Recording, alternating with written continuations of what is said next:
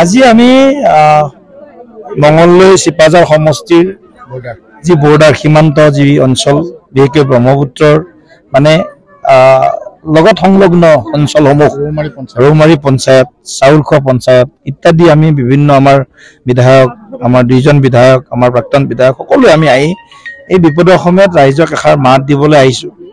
ৰাইজে বিভিন্ন ধৰণৰ অসুবিধাৰ কথা কৈছে, তেওঁলোকৰ ৰাস্তাৰ কথাটো মূলতঃ কৈছে, কিছুমান অঞ্চলত অকণমান ওখ ভেটি লাগে এই কথাটোও কৈছে। তাৰোপৰি ৰাইজৰ যিটো পশুখাদ্য মানে গৰু মহ ছাগলী এই পশুখাদ্যৰ কথাটো বিশেষভাৱে কৈছে। চৰকাৰৰ ফালৰ পৰা কিছু সাহায্য দিয়া হৈছে, কিছু সাহায্য এতিয়া লোড হৈছে।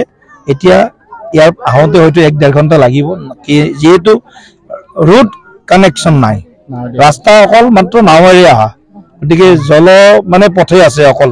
এই জলপথ বাদ দি বেলেগ আৰু ৰাস্তা নাই এই গাঁৱত অহাটো।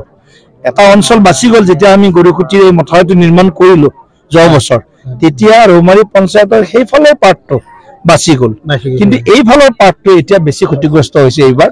গতিকে ৰৌমাৰী কওক চাউলখোৱা কওক, আৰু কথাটো হৈছে কি 2-3টা মানে চাৰ্কুলৰ মানে এই গোটেই সমষ্টি, মঙলদৈ চাৰ্কুল, এইফালে আপোনাৰ পূব মঙলদৈ চাৰ্কুল, এইফালে চিপাঝাৰ চাৰ্কুল।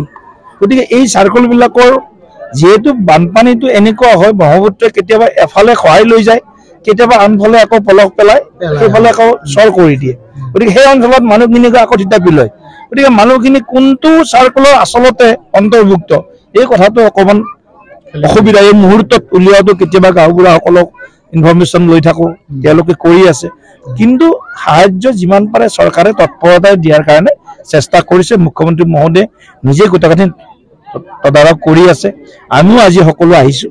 গতিকে মই সাময়িকভাৱে যিখিনি ৰাইজৰ মত শুনিছোঁ, ৰাইজৰ দুখৰ কথা শুনিলোঁ, সেইখিনি কিমান সোনকালে আমি সমাধান কৰিব পাৰোঁ সেই দিশটোৰ কথাটো আমি প্ৰশাসন আৰু আমাৰ যি বিভাগীয় ইয়াত মন্ত্ৰী আছে বা আমাৰ অভিভাৱক মন্ত্ৰী আছে তেখেতক আমি সোনকালে অৱগত কৰাই, আমাৰ বিভাগীয় মন্ত্ৰী ডাঙৰীয়াও হয়তো কাইলৈ পৰৰ ভিতৰত আহিব।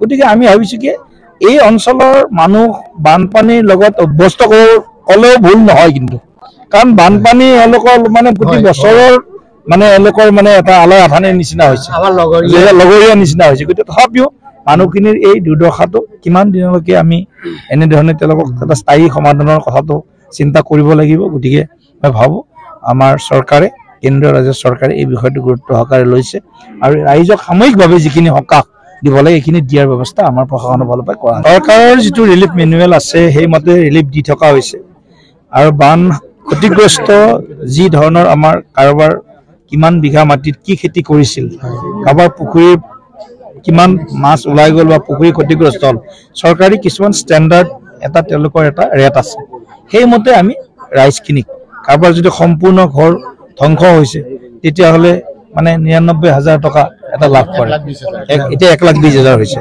আৰু কাৰোবাৰ যদি পাৰ্চিয়েল হৈছে তেওঁলোকে 3,500, কিছুমানে মেনুৱেল আছে। গতিকে সেইমতে তেওঁলোকে সেই ক্ষতিগ্ৰস্তৰ সাহায্যখিনি পাব। গতিকে মই ৰাইজখিনিক এই দুখৰ সময়ত এইটো অনুৰোধ জনাইছোঁ যে সকলোৱে মিলিজুলি অলপ স্বাস্থ্যৰ যতন লৈ থাকিব লাগিব, গৰম পানী খাব লাগিব। কাৰোবাৰ কিবা বেমাৰ আজাৰ হ'লে আমি মানে ৰিভাৰ এম্বুলেঞ্চ হ'লেও আমি আনি মানুহখিনিক চিকিৎসা ইত্যাদিৰ যি ব্যৱস্থা থাকিব সেইখিনি কৰিবৰ কাৰণে প্ৰশাসনক আমি ইতিমধ্যে নিৰ্দেশনা দি থৈ দিছোঁ।